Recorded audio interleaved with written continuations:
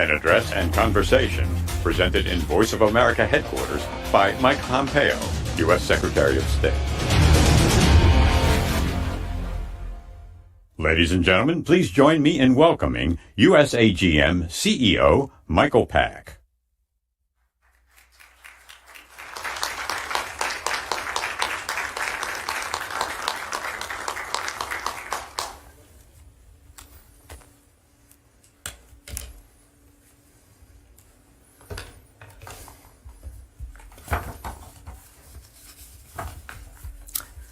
Hello, and welcome to everyone joining us live, both in person and virtually all over the world. I am Michael Pack, the Chief Executive Officer of the U.S. Agency for Global Media, which is the federal government entity that manages and oversees U.S. civilian international broadcasting. Now, unfortunately, as many of you abroad know all too well, there are regimes bent on preventing people from accessing objective news and information. To keep power, they manufacture and propagate false realities, seeking to control thought and belief and ultimately action. Let me be clear. This behavior is an affront to the universal right of freedom of expression, a right to which every single person is entitled by virtue of being a human being. America has never stood for this form of malevolence, and our nation must now confront it even more vigorously. Indeed, as the adversaries of liberty and democracy double down on producing and distributing disinformation, America must reassert itself in the new global war of ideas. To do that, we need to more robustly promote and explain our principles to the world. Fortunately, since 1942, we have had an excellent platform to do exactly that. That platform, of course, is Voice of America.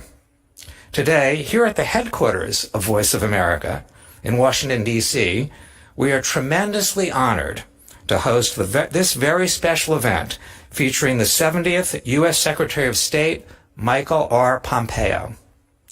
To further introduce the Secretary, I'd like to turn the podium over to the Director of the Voice of America, Robert R. Riley. Thank you, and please enjoy the event.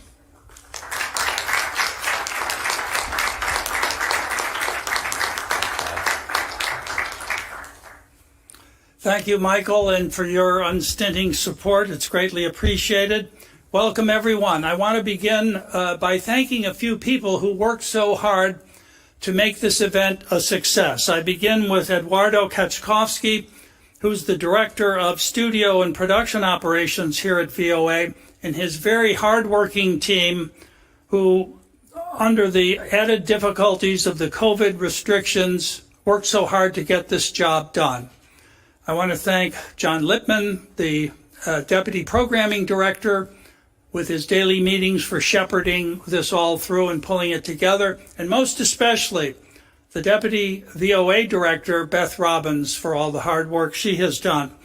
Now, it's a pleasure to introduce a man who needs no introduction. I think I can do it with two words. They are Renaissance man. Why?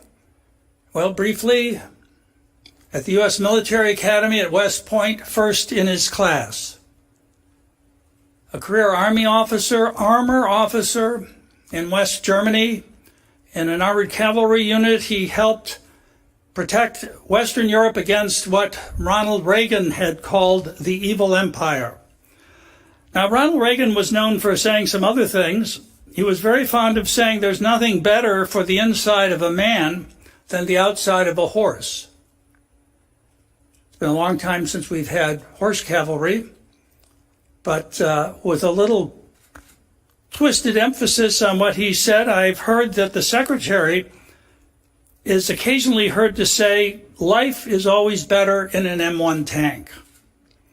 Well, after his military career, Mr. Pompeo went on to Harvard Law School, where he excelled with the Harvard Law Review.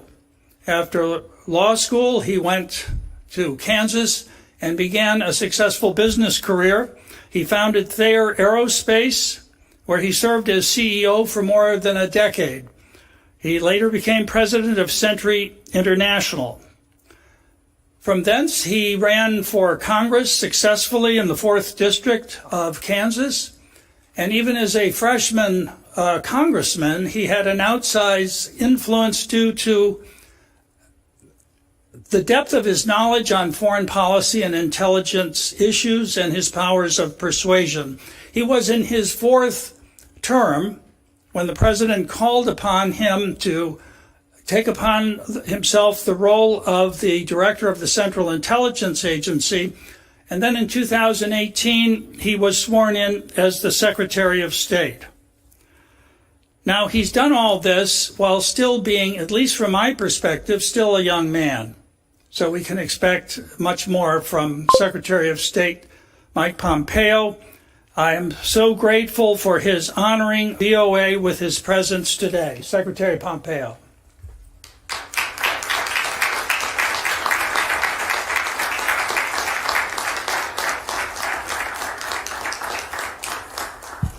Thank you. Good afternoon, everyone. Thank you for the warm welcome. Michael, thanks for your leadership of this incredibly important institution. And Bob, congratulations on returning to the helm of VOA. I am truly happy to be here. I'm honored to have been requested. And it's always fun to be with a fellow. I want to acknowledge the other network chiefs who is with us today. Steve Yates of Radio Free Asia. Steve, where you at? Nice to see you. And a note of appreciation, too, to the Voice of American journalist staff and to all those watching and listening. I've sat down for interviews with many of you in the far corners of the world. They have always been a joy. And speaking of which, too, I understand that this speech is being broadcast on TV, radio, on your website, social media, in more than 40 languages. Hats off to the translators. I have no idea how anyone can translate my talking into Uzbek this quickly. That guy or gal deserves a bonus. It's great to have this opportunity. I've been following the work of Voice of America for decades. And as Bob just mentioned, I started my career as an Army officer, patrolling the Iron Curtain, freedom's frontier. In the 1980s, I couldn't cross into East Germany. I was serving in a little town called Binlock. Westerners couldn't cross either. But your broadcast, Voice of America broadcast, could. Millions of men and women whose names we'll never know listen to you, often at their own peril. Their governments dealt only in lies and propaganda, but VOA's listeners wanted the truth, and that's what you gave them. VOA's very first broadcast in 1942 that Bob referred to began with the Battle Hymn of the Republic, along with this pledge, quote, "The news may be good, the news may be bad, but we'll tell you the truth." I love that. I always told my son, I told the story before when he was growing up, I said, work hard, keep your faith, and tell the truth. He mostly followed my advice. And it has served him and many of you I know well. Your mandate here at Voice of America is unambiguous: to be accurate, objective, and comprehensive, and to represent America. The mission of US AGM is to inform, engage, and connect people around the world in support of freedom and democracy. That's because expanding freedom and democracy are what America has always been about. You're the voice of American exceptionalism. We should be proud of that. The world needs VOA's clarion call for freedom. Now more than ever, I hear it wherever I go. That's what I wanted to talk about today. I tell audiences about American exceptionalism wherever and whenever I can, because it's true and because it's important. America is good and great, and everyone who truly grabs our founding understands this. Michael and Bob have made studying this history their life's work. Many of you have made it your life's mission too. That's why you work here at Voice of America. We were indeed the first nation founded on the central belief that all human beings are endowed with certain unalienable rights, and that governments are instituted to secure those God-given rights. We have always striven for a more perfect union. And goodness knows we don't always get it right. Therefore, we need both pride and humility about our past and our present. We need the truth. But it's very clear that when Americans have united around our founding values, be it in Philadelphia, at Gettysburg, at Seneca Falls, or during Martin Luther King's March on Washington, we've made good on our founding promise time and time again. Now, our adversaries try and claim otherwise. When the Chinese Communist Party attempted to exploit the tragic death of George Floyd to claim their authoritarian system was somehow superior to ours, I issued a statement which read in part, quote, "During the best of times, the People's Republic of China ruthlessly imposes communism. But amid the most difficult challenge, the United States secures freedom. There is no moral equivalence. This is a self-evident truth. It is not fake news for you to broadcast that this is the greatest nation in the history of the world and the greatest nation that civilization has ever known." Indeed, I'm not saying this to ignore our faults. Indeed, just the opposite. It is to acknowledge them. But this isn't the vice of America, focusing on everything that's wrong with our great nation. It's the voice of America. It certainly isn't the place to give authoritarian regimes in Beijing or Tehran a platform. Your mission is to promote democracy, freedom, and American values all across the world. It's a U.S. taxpayer-funded institution aimed squarely at that. Indeed, this is what sets VOA apart from MSNBC and Fox News and the like. You can give voice to the voiceless in dark corners of the world. You're the voice of American striving. You're the voice of American exceptionalism. You are indeed the tip of freedom's spear. Now look, like many government agencies after the Cold War ended, our international broadcasters, well, they lost their way. Many of you know this. And there were, I'm sure, many reasons. The Soviet Union had collapsed, the wall had come down, names like bin Laden and Zarqawi and Baghdadi weren't widely known. In fact, many wrote that history was over. We allowed security protocols to lapse, and VOA lost its commitment to its founding mission. Its broadcasts had become less about telling the truth about America and too often about demeaning America. In 2013, one of my predecessors described the Broadcasting Board of Governors as, quote, practically defunct, end of quote. Look, that's in part why Congress created the role of CEO of the US AGM on a bipartisan basis. And it is again why I'm here today. I read that some VOA employees didn't want me to speak here today. I'm sure it was only a handful. They didn't want the voice of American diplomacy to be broadcast on the Voice of America. Think about that for just a moment. Look, we're all part of institutions with duties and responsibilities higher and bigger and more important than any one of us individually. But this kind of censorial instinct is dangerous. It's morally wrong. Indeed, it's against your statutory mandate here at VOA. Censorship, wokeness, political correctness, it all points in one direction: authoritarianism cloaked as moral righteousness. It's similar to what we're seeing at Twitter and Facebook and Apple and on too many university campuses today. It's not who we are as Americans. And it's not what Voice of America should be. It's time that we simply put wokeism to sleep. And you can lead the way. You all know. That's why you came here. There's a new dawn here at Voice of America. The American public doesn't know this, but when Michael took office, some 1,500 employees, almost 40% of the workforce, had been improper level security clearances. VOA was rubber stamping J-1 visas for foreign nationals, including some from communist China. We shouldn't be doing that. We have plenty of Mandarin language speakers here in America, and we are building, growing, teaching, educating more committed patriots, some of Chinese American descent who are amazing people. The Trump administration team is working to fix these national security threats. We want to vet employees properly. We want to reorient VOA to its mission of truth and unbiased reporting. We want to depoliticize. It's too important for the American people and for the world. Returning this organization to its charter and its charge to spread the message of freedom, democracy, and American exceptionalism.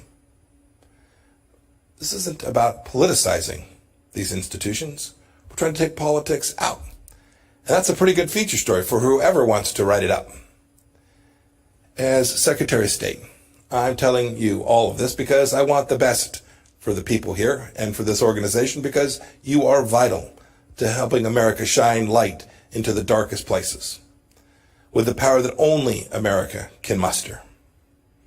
Governments like those in China, Iran, North Korea, they don't have the respect for the universal dignity of every human being in the way that America does. Indeed, that is what America was founded upon. Those regimes are anathema to everything that our nation stands for. We know that government exists to serve people. They believe that people exist to serve government. And VOA's work is vital. As I said before, you're the tip of freedom's spear. Every week, 278 million people listen to VOA in 47 languages.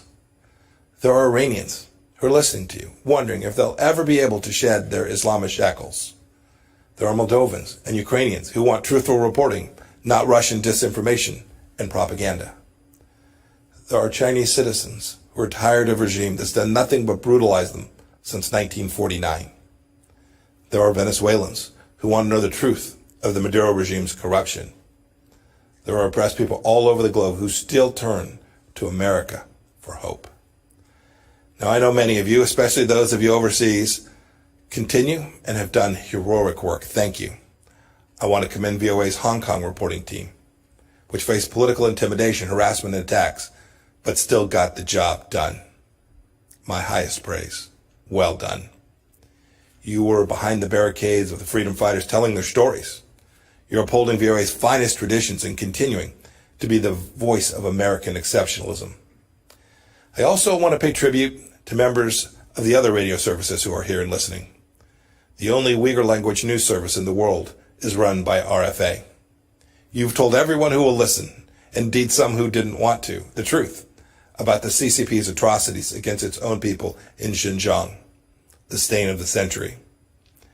And you've done so despite the fact that the CCP has jailed the relatives of at least 6 RFA journalists in Xinjiang's internment camps and continues to threaten you and your families simply for doing your jobs.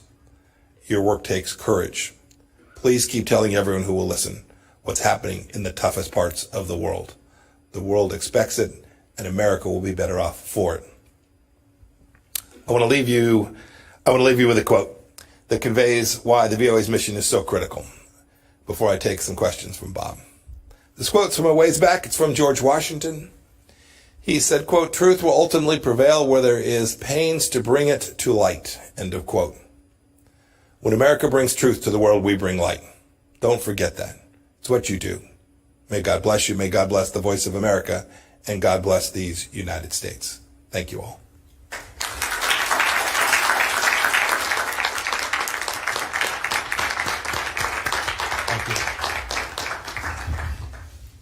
Thank you, Mr. Secretary. Some of the questions I have for you were fielded from our division directors who wanted to also have their input to get you to answer some of these. But let me begin with this one. This isn't a commercial media. We can afford to tell the full truth about America and the amplitude of American life in all of its facets. In your many travels in your recent years, what would you judge as those parts of America that are least known by foreign audiences that we need to tell them about? Yeah, it's a really good question. If I have a chance in a moment where we are away from the formal business of the day, I'll often ask ambassadors or foreign ministers, when were you last in the States? What'd you do? Where'd you go see? The answer is almost always, I went to New York, I went to Washington, I went to San Francisco, or I went to Los Angeles. The adventuresome may have traveled all the way to Boston.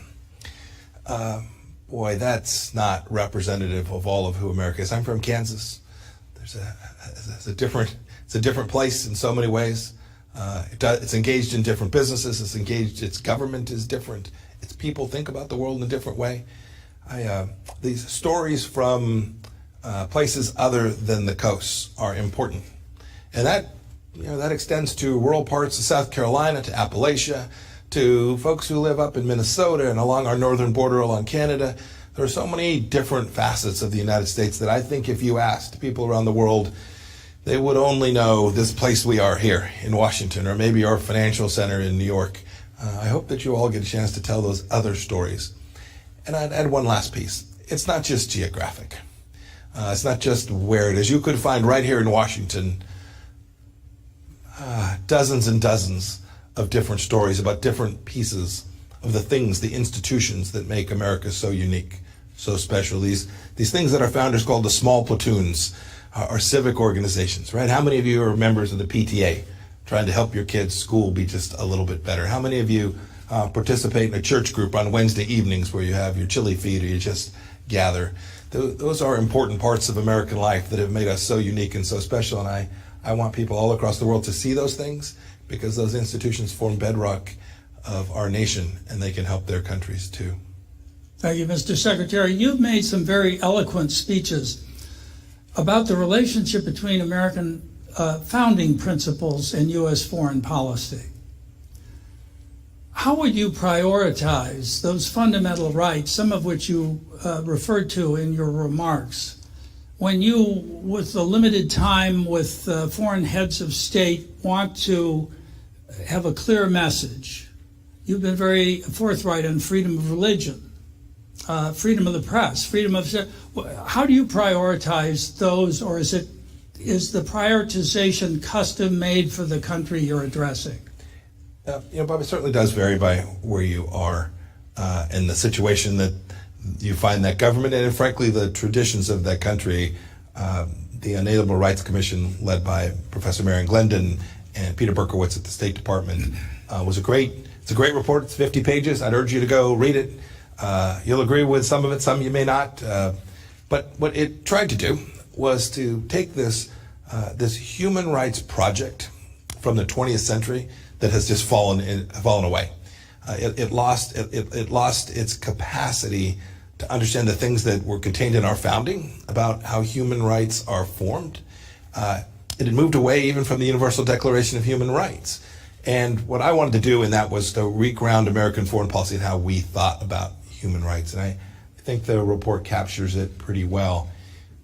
Your point about religious freedom and the capacity to speak freely, two core rights that if a nation gets it wrong, it will be less secure, it will be less prosperous, its people will be less whole. And so we've spent a lot of time talking about those issues around the world. We've made progress in certain places, other places we've not, but it's important that American leaders, not only the Secretary of State, but all of us, acknowledge those shortcomings when we speak with foreign leaders and get them headed in a better direction for their people. I'm proud of the work we've done in this regard. These principles matter. Their execution and implementation is complex because foreign policy always is. There are competing priorities. But America can never walk away from those central principles and understandings. And we know the difference between rights-respecting countries and those that aren't. And we have an obligation to call each of them precisely what they are. Now, as you well know, we're at the cusp of a change in administrations. On certain foreign policy issues, there seems to have formed a bipartisan consensus. For instance, perhaps China, on both sides of the aisle, is seen as the principal challenge to the United States today. Are there others? North Korea, Venezuela, Iran? On which of these do you expect some continuity with the new administration, and where do you perhaps see what may come as the biggest changes? Look, it's an important question. Leaders always want to understand that when you make a commitment to them that it will survive. We have elections every 2 years here, federal elections. We have presidential elections every 4 years. Look, your point about the threat from the Chinese Communist Party, I think, is right. President Trump rightly identified this when he started campaigning back in 2015 as the singular threat to the centrality of Western thought in the world, the idea that we're going to have a rules-based system that respected property rights and human dignity. China is singular in the threat it poses to those things. And I do think there's a consensus there.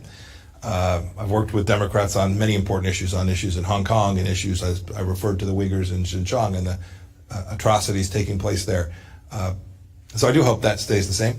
I hope, too, even in the Middle East, even where the previous administration had a different approach with respect to the Islamic Republic of Iran, it's not 2015. What has taken place in the Middle East in these last 4 years, whether that's the efforts we have put to constrain the theocracy, the kleptocrats in charge in Iran, the work we have done with the Abraham Accords, the work that we've done to recognize the fundamental understandings of Israel as a nation that has a right to exist, and its capital is in Jerusalem. It is the home of the Jewish people there. And those are things that I believe will be lasting, because I think the people of those nations want them to last, and I hope that the next administration will continue to build on them in a way that continues to build out peace and prosperity among all the nations in the Middle East. I'm hopeful that that will take place. I noticed over the weekend you signed a joint declaration with 4 other foreign ministers, Australia, UK, New Zealand, regarding the recent arrests in Hong Kong. You also removed the restraints on high-level diplomatic contacts between the United States and Taiwan, and apparently the U.S. ambassador to the UN will be in Taiwan soon. What do you expect to accomplish with this flurry? Yeah, well, flurry, I find funny. I should have chosen another word. But no, I get it.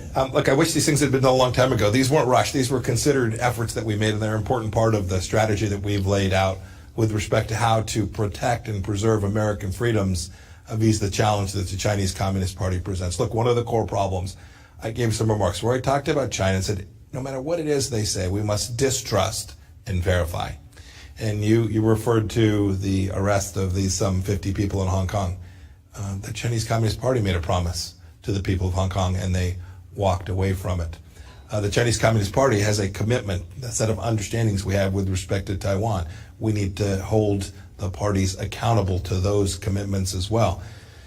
The Chinese Communist Party promised President Obama they wouldn't arm the islands in the South China Sea, and they turned around and did it, and there was almost no cost imposed. We have attempted to deliver a clear understanding of the requirements that we have for the Chinese Communist Party and how it should behave, that aren't, frankly, very different from what we expect of any nation with respect to how they interact with the United States. And we do that because we have a responsibility to preserve and protect security and prosperity for the American people. Our policy with respect to the Chinese Communist Party has furthered that, and this will be a long challenge. The Chinese Communist Party has a clear intent for hegemonic dominance, and we have an obligation and responsibility to the American people and, frankly, to freedom-loving people around the world to make sure that that is not the world that our children and grandchildren live in. It's interesting, in meeting with the division directors of Voice of America, how frequently in those meetings the name of China comes up. When I ask them what's on the horizon, what are you noticing, it's China. Latin America, China. East Africa, China. And it's not simply the Belt and Road Initiative, it's their information strategy. How they get affiliates in those regions of the world, how they feed them free stuff, and they're, as you know, a whole of government approach. Now, the United States isn't whole of government, but Voice of America is here to do our part through our bureaus and through our reporting. What do you think we can do better to help highlight the dangers these things represent when seen together rather than as a separate series of approaches? Well, this challenge is, in fact, comprehensive. Our administration began by working on the economic side of this. Right? The president placed tariffs on Chinese goods. He's tried to stop intellectual property theft, denying tens of millions of jobs in the United States of America because they would steal our information, take it back to China, build it, and then dump it here in the United States. It's information. You talked about that. This is ongoing. Take the issue of the Wuhan virus. It has now, I understand the Chinese Communist Party is now going to permit the World Health Organization to go in and find out where this all began, but it took months and months of effort to do that. We are now more than a year on. we still don't have access to important information about how the virus began. It's important for health and safety and to make sure that something like this doesn't come out of China again. Your team can report these things, report these facts. Your point about it being a global phenomenon. I have a bureau. I have a China desk. I have a East Asia Pacific bureau. We have an Indo-Pacific strategy. But every one of my ambassadors and chiefs of mission understands that China presents a challenge in their country, wherever they may be, in Africa, in Latin America, in Southeast Asia for sure. And our team on the ground is working to protect American security from the Chinese Communist Party in the country that they have been assigned to. I hope your reporters, no matter where they find themselves, if they are in South Africa or in Morocco or wherever they are, observes the activities of the Chinese Communist Party inside of their country and how it impacts the people of those countries as well. If I may ask a last question, this one more related to Russia. The United States seems to be shrinking its footprint in Africa, so is France. Russia is increasing its. Is this the result of a judgment on the part of the United States that disorder on the African continent is less of a problem or less of a threat to our interests, or how would you? So the forces, the disposition that the DoD has made has really been about the counterterrorism fight more broadly. How is it that we allocate U.S. resources to keep the homeland safe? So the decisions the president has made with respect to Afghanistan and the Middle East broadly, Syria, you talk about North Africa as well, has been to allocate the capacity of the United States to preserve and protect the homeland. I'm always mindful, and it's easy to write about, if you just focus on troop numbers alone, if you say the United States used to have 1,000 people, now they only have 800, or they used to have 800, now they only have 400, you may well be missing America's capacity to preserve and protect itself. I was the director of the CIA. I know the other tools and capabilities that we can bring. They are unseen. They don't get reported from the podium at the Department of Defense. But the American people should know.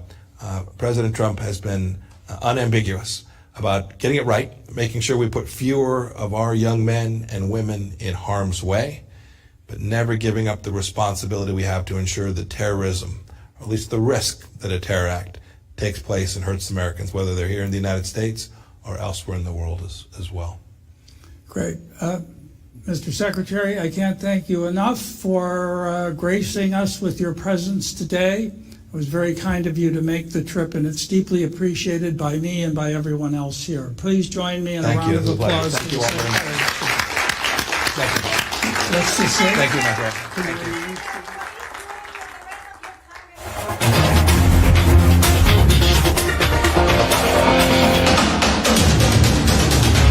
Hi, we're happy to announce that you can also catch us on cable TV now. Millions of households already choose us as one of their trusted news sources, and you can too. You can watch us in Chicago, Washington, D.C., New York, and many other cities as well. And if your system doesn't carry NTD yet, you can just give them a and request NTD on your cable provider. Thank you for watching. See you next time.